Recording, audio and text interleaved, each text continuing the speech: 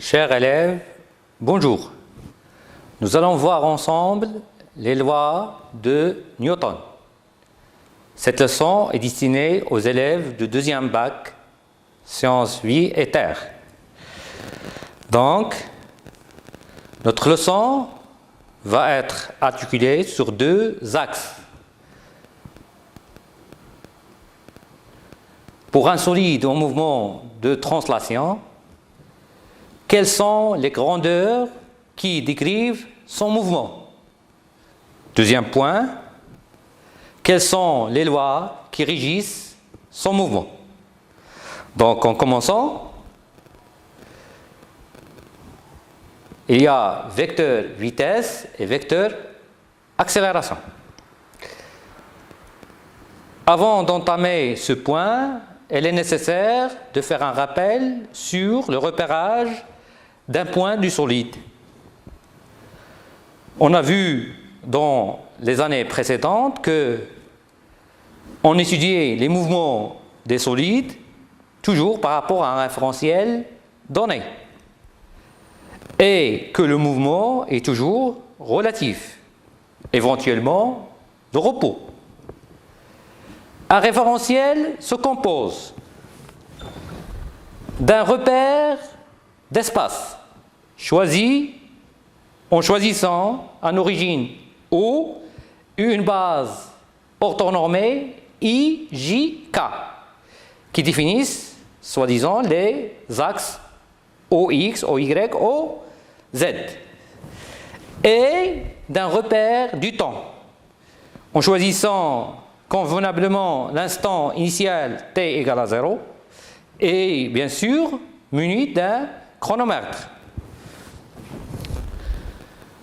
Pour repérer les points, pour déterminer la position G d'un point mobile A par rapport à OJ ou à un référentiel OIJK, on doit déterminer ce qu'on appelle le vecteur position OG qui n'est d'autre que la somme de X fois I plus Y fois J plus X, Z fois K. Il faut signaler ici qu'on a un mobile A et on a les positions de ce mobile G. Et le mouvement se fait bien sûr en se référant à un référentiel OIJK. Donc, si le mobile A se déplace, il décrit une séquence des points, une suite des points. On repère ces points par le vecteur OG. La projection de ce vecteur sur les axes OX, OY, OZ définit ce qu'on appelle ces coordonnées cartésiennes. Donc,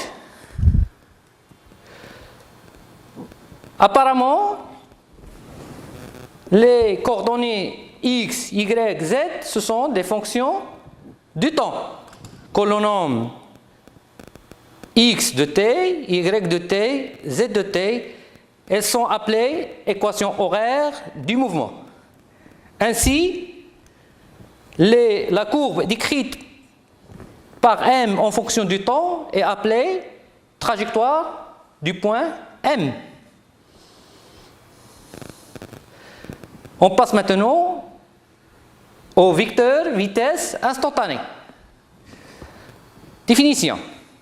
On définit le vecteur vitesse instantanée comme étant la limite quand delta t tend vers 0 de vecteur vitesse moyenne.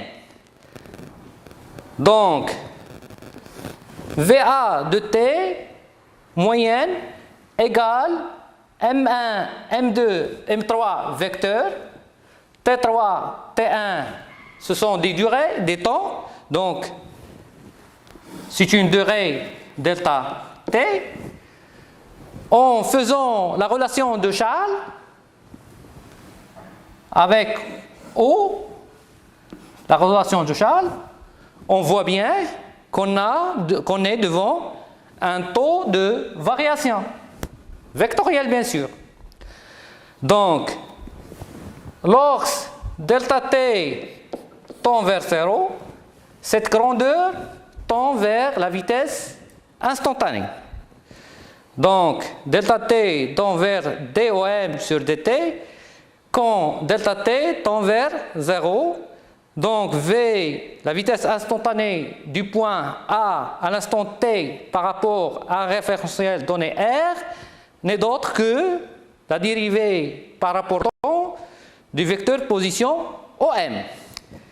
Là encore, il faut signaler que la dérivée se fait toujours par rapport à un référentiel R. Donc, on passe maintenant.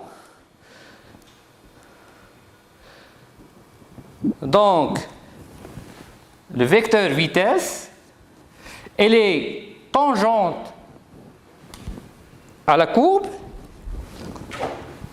On peut tracer la tangente en ce point.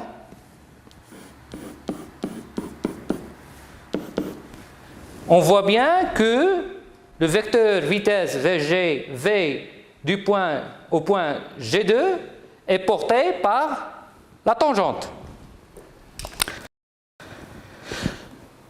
Donc, par définition, finalement, on définit le vecteur instantané à l'instant t comme étant la dérivée par rapport au temps du vecteur position OG.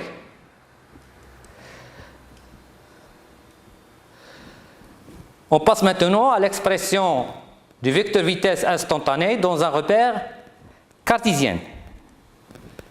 Donc, un repère cartésien, c'est un choix d'une origine où et trois vecteurs J,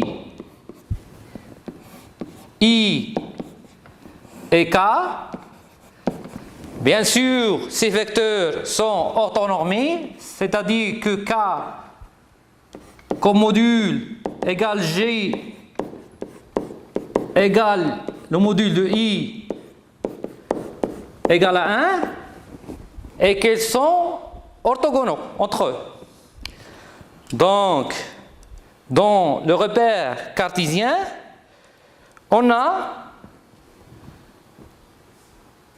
le vecteur position s'écrit OG égale X fois I plus Y fois J plus Z fois K. Là encore, il faut signaler qu'on a choisi délibérément G pour confondre avec le centre d'inertie et on voit par la suite quelle est l'importance de ce choix. V de t égale par définition la dérivée par rapport au temps du vecteur OG. Donc c'est la dérivée par rapport au temps de la somme x fois i, y fois j, z fois k. Étant donné que ces vecteurs-là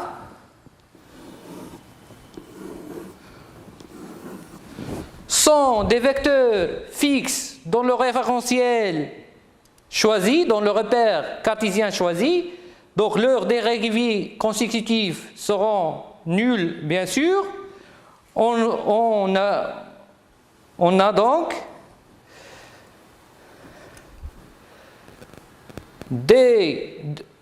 la vitesse à l'instant t égale à la dérivée par rapport à x, à la dérivée par rapport au temps de x, l'abscisse x, i plus la dérivée par rapport au temps y plus la dérivée par rapport au temps fois k. Ou, bien évidemment, v égale vx i, vy j, vz k.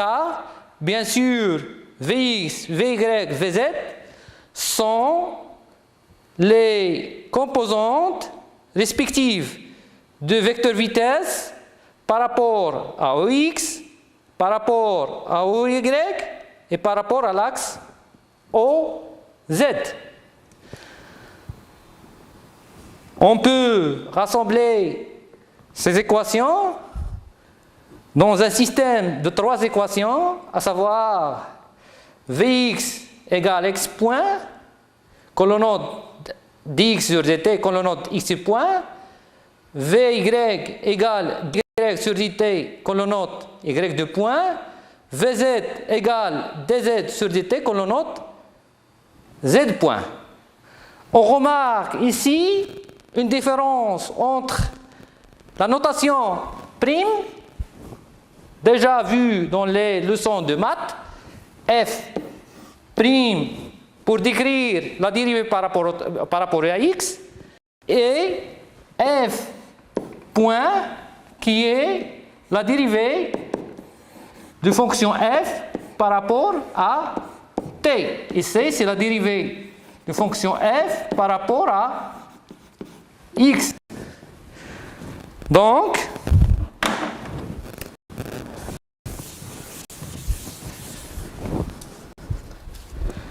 en mathématiques, on démontre que la norme de V, ici, n'est pas le vecteur, mais la norme égale à la racine carrée Vx à la puissance 2 plus Vy à la puissance 2 plus Vz à la puissance 2, ou tout simplement x de point à la puissance 2 plus y de point à la puissance 2 plus z de point à la puissance 2.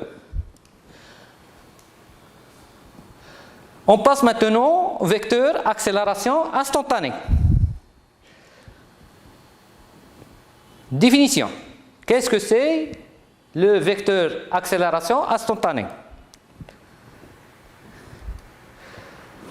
On définit le vecteur accélération A comme étant la dérivée du vecteur vitesse V en fonction du temps.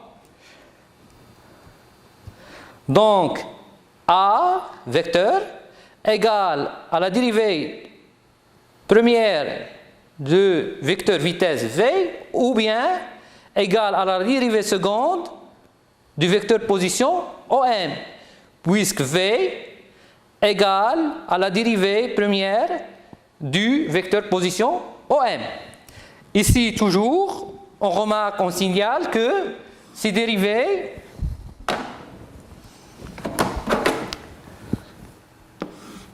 sont toujours par rapport à un référentiel R.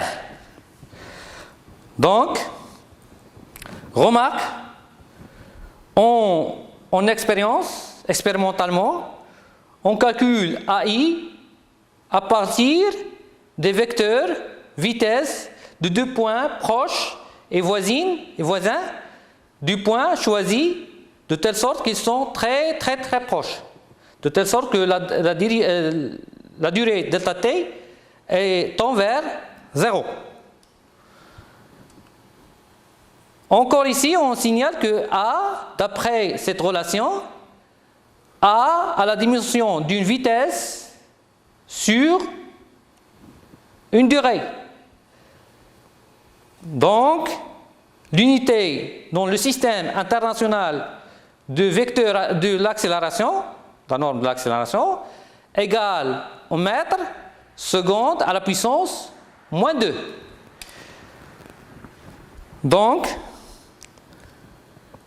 on passe maintenant à l'expression du vecteur accélération instantanée dans un repère cartésien. Dans un repère cartésien, le vecteur vitesse s'écrit V égale, vecteur vitesse V égale Vx I, Vy J, Vz K. On a vu précédemment que Vx, Vy, Vz n'est d'autre que les composantes du vecteur vitesse selon les 3 axes OX, OY et OZ. Et on a vu également que les points I, J, les vecteurs I, J, K, ce sont des vecteurs orthonormés, certes, mais ce sont des vecteurs fixes dans le temps. Et par conséquent, A, qui est égal par définition d de vt sur dt, égale à la dérivée par rapport au temps, v de la somme de 3 composantes, Vxi plus Vyj plus Vz k. On doit faire ici une petite pause pour dire que d sur dt, qui est la dérivée de Vx i, on a ici un produit. Donc, il est égal à Vx di sur dt plus, on a un produit, donc on fait comme d'habitude, plus dvx sur dt i. Je devrais commencer par cette composante au lieu de cette composante. Mais puisque i est constante, elle ne dépend pas du temps, sa norme égale à 1, donc di sur dt égale au vecteur vitesse et au vecteur nul. Donc, toutes les composantes di sur dt égale dj sur dt égale dk sur dt égale à 0. Ce qui nous ramène à la relation suivante. A égale ax i plus ay j plus az k avec ax n'est autre que la dérivée par rapport au temps de vx et ay la dérivée par rapport au temps de vy et az est la dérivée par rapport au temps de vz.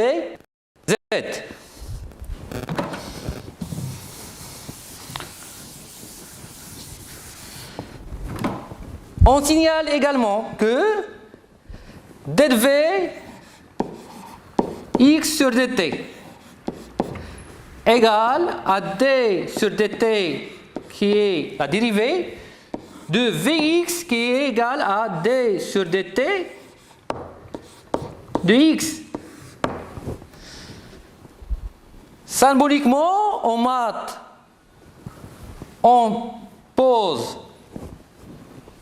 ce double dérivation comme étant d au carré sur dt au carré de x. On dit que on a fait la dérivée seconde de x par rapport au temps. Ou bien on la pose x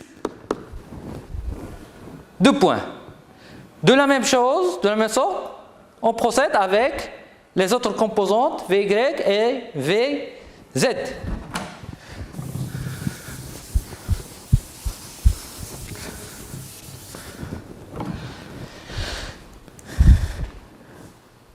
Donc ces trois relations,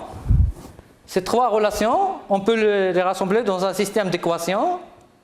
Ax égale x deux points, ay égale y deux points, az égale z deux points. Ou bien ax égale d de vx sur dt, ay égale d de vy sur dt, ou bien az égale d de vz sur dt.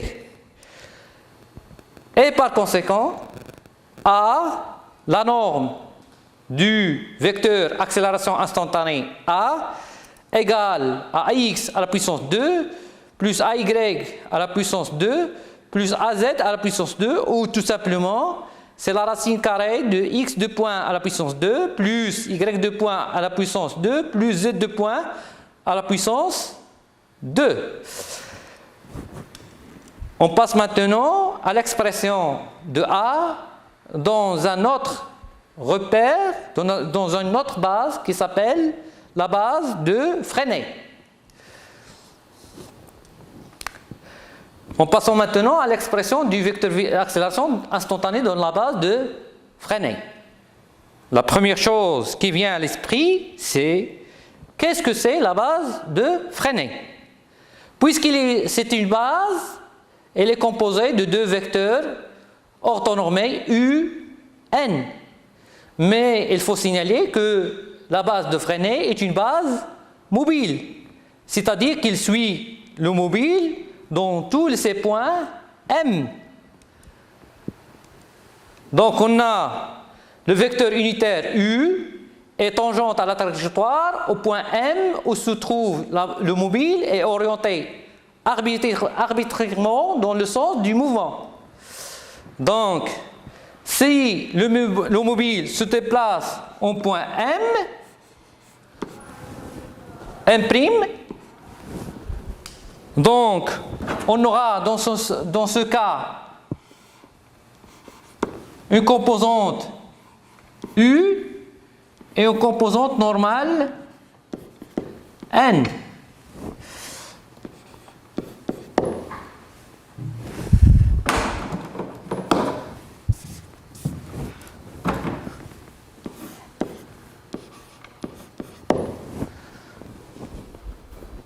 Donc le repère ou la base, la base de Freinet est une base mobile.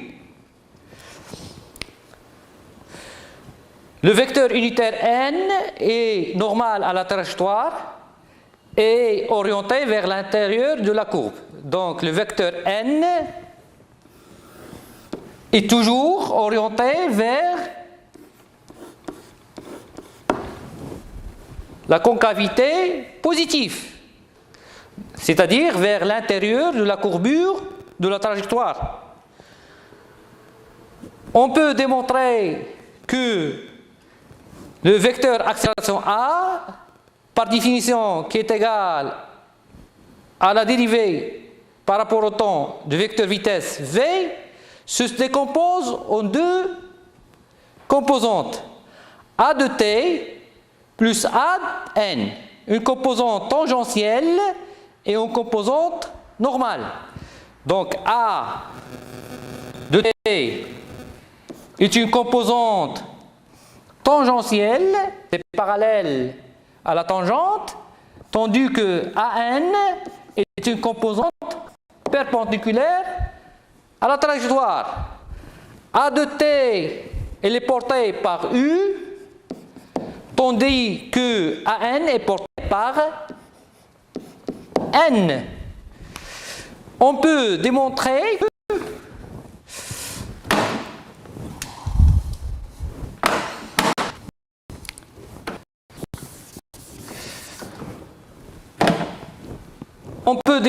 que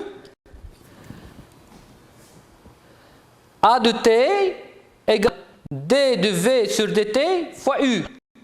Dans ce cas, il faut faire attention que v de t n'est pas le vecteur vitesse, mais la norme du vecteur vitesse. Tandis que AN égale v au carré sur ρ fois n. Donc,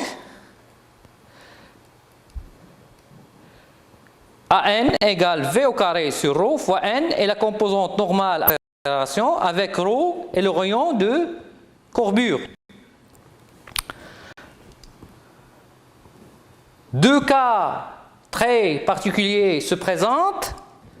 Le premier, c'est lorsqu'on a un mouvement circulaire. Dans ce cas, la courbure, la trajectoire est circulaire, donc on a ρ égale à R, le rayon du cercle. Le deuxième cas qui se présente, qui était assez particulier lui aussi, c'est le cas du mouvement circulaire uniforme. On a circulaire, c'est relatif à ρ égale à R, uniforme, relatif qui ne change pas de vitesse. Donc dans ce cas,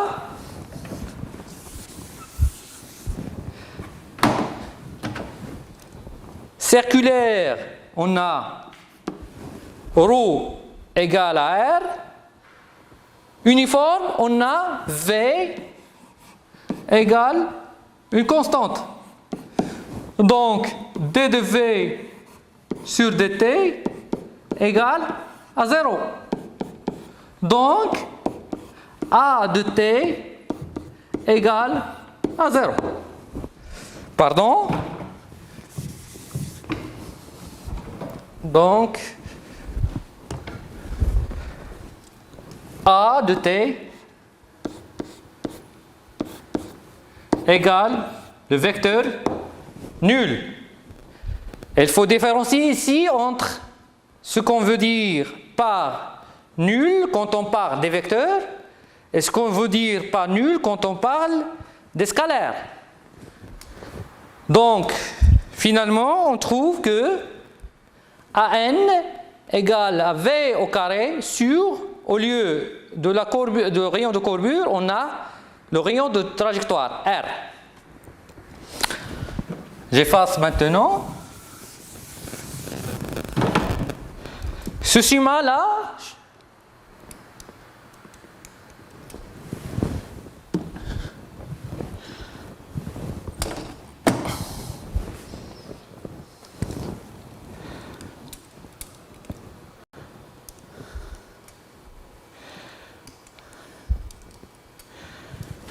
donc je passe.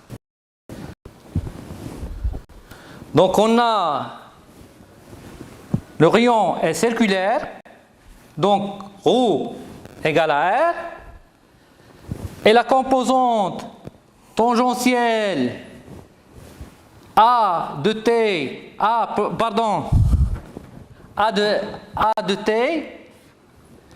de t égale à 0.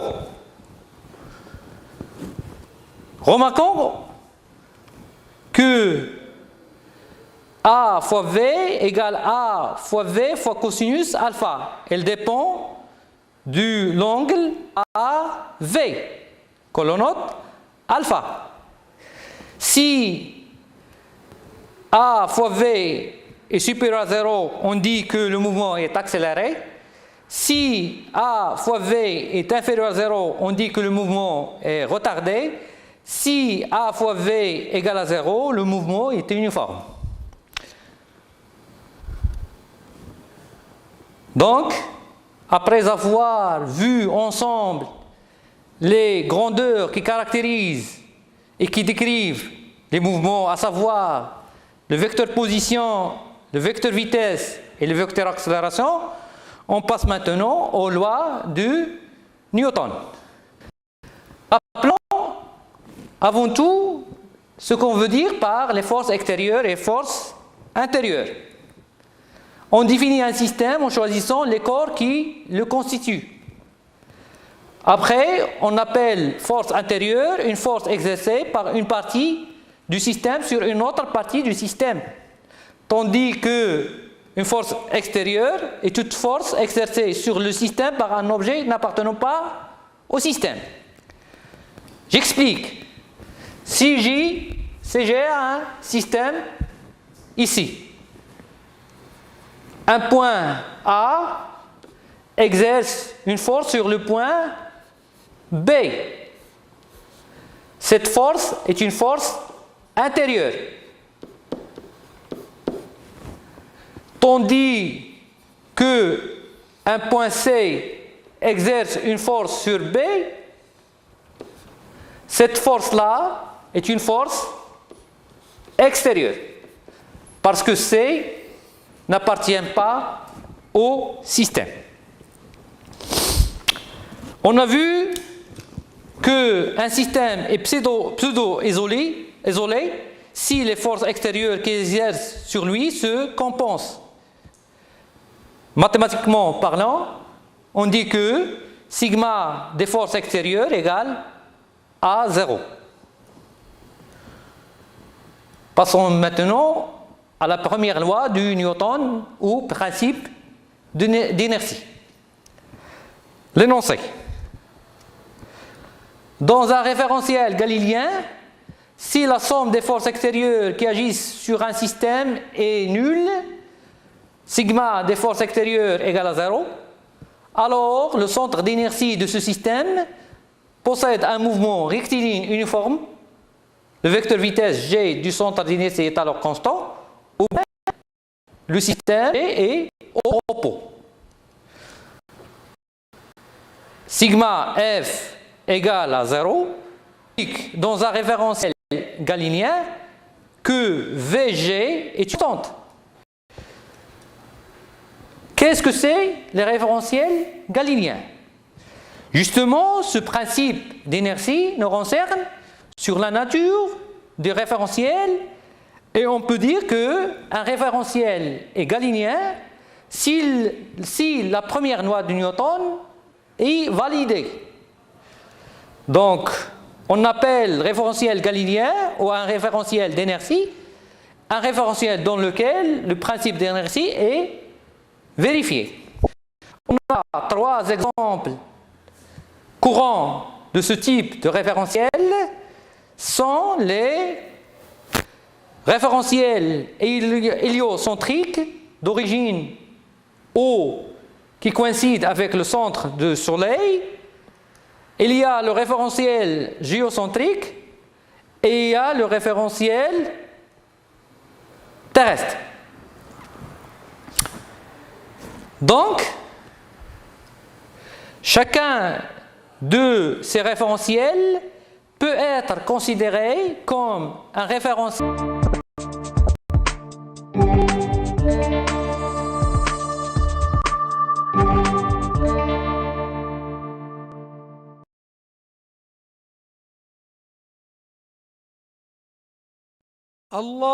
الله أكبر الله أكبر أشهد أن لا إله إلا الله أشهد أن لا إله إلا الله أشهد أن محمدًا رسول الله أشهد أن محمدًا رسول الله حي على الصلاة حي على الصلاة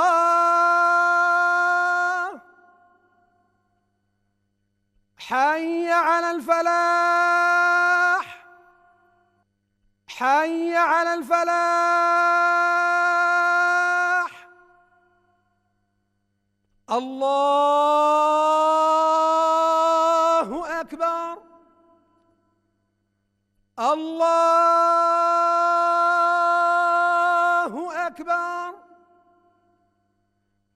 لا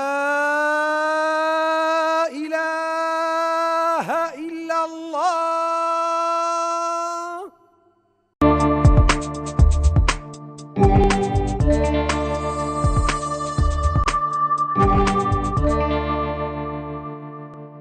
référentiel galiléen selon les caractéristiques de l'étude, à savoir les forces et les durées d'étude. On passe maintenant à la deuxième loi de Newton ou principe fondamental de la dynamique. L'énoncé. Dans un référentiel galiléen, la somme vectorielle des forces appliquées à un système est égale au produit de la masse du système par le vecteur accélération de son centre d'inertie.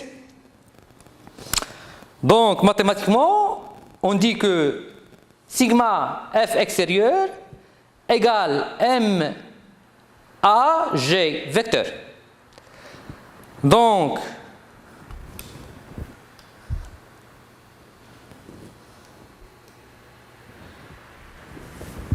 on souligne ici que les forces est extérieure et le point, c'est seulement le point G et que la masse reflète une certaine proportionnalité entre deux grandeurs, les causes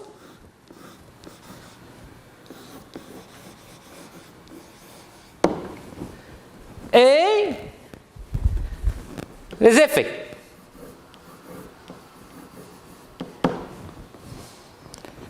Et on va voir par la suite que ce type d'équation nous ramène à des équations différentielles de deuxième ordre.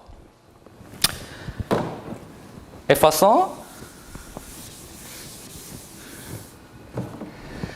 tout ceci n'est vrai que si le référentiel, donc la deuxième loi de Newton n'est valable que dans les référentiels galiléens. Comment appliquons le principe fondamental de la dynamique? Il faut tout d'abord suivre une certaine méthodologie. Premièrement, on choisit le référentiel d'étude qui doit être un référentiel galiléen. Par la suite, on définit le système étudié et on établit le bilan des forces pour appliquer ensuite le principe fondamental de la dynamique.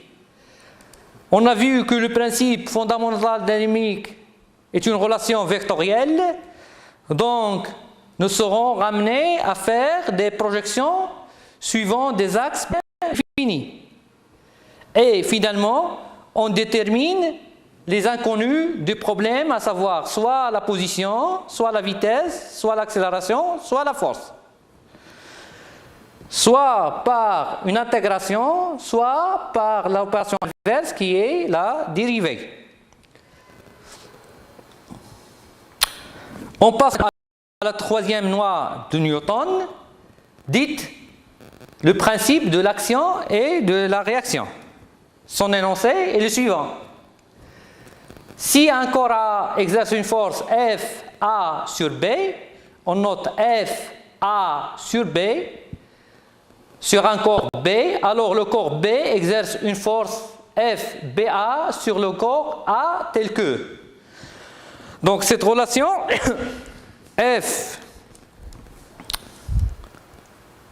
de A sur B égale moins F de P sur A nous ramène à dire que les deux forces ont la même direction, un sens opposé et de même intensité. Donc F A sur B égale F de P sur A. Signalons aussi que ces deux forces sont instantanées.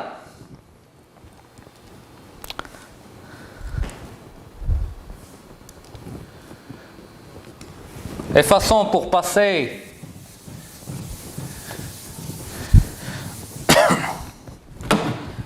pour illustrer ce que nous venons de dire, nous prenons comme exemple un mouvement rectiligne uniformément varié. On définit un mouvement rectiligne uniformément varié s'il remplit les conditions suivantes.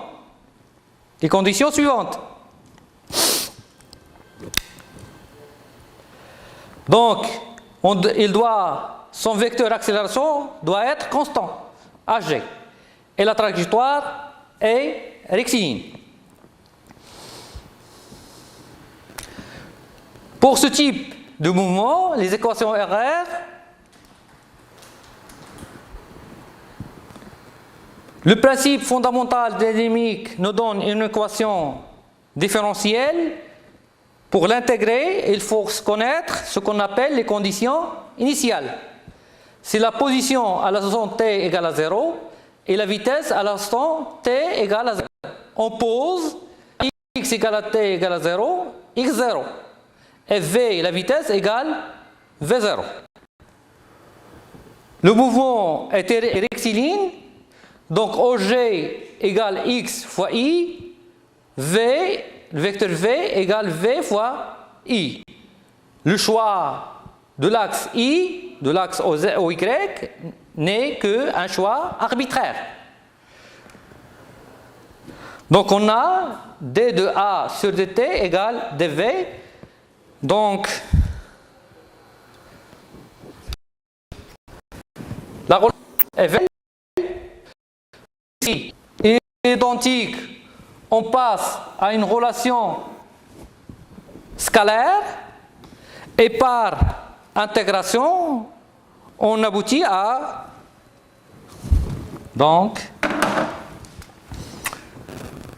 par une intégration successive, on aboutit à une équation V égale A fois T plus V0. On voit bien que la relation est une relation affine. Pour ce qui concerne V égale D de OG sur dt, c'est-à-dire la dérivée par rapport au temps de OG, donc puisque V et OG ont le même vecteur, elles sont portées par le même vecteur, donc on peut dire que V égale D de X sur dt, le reste n'est d'autre que des opérations d'intégration.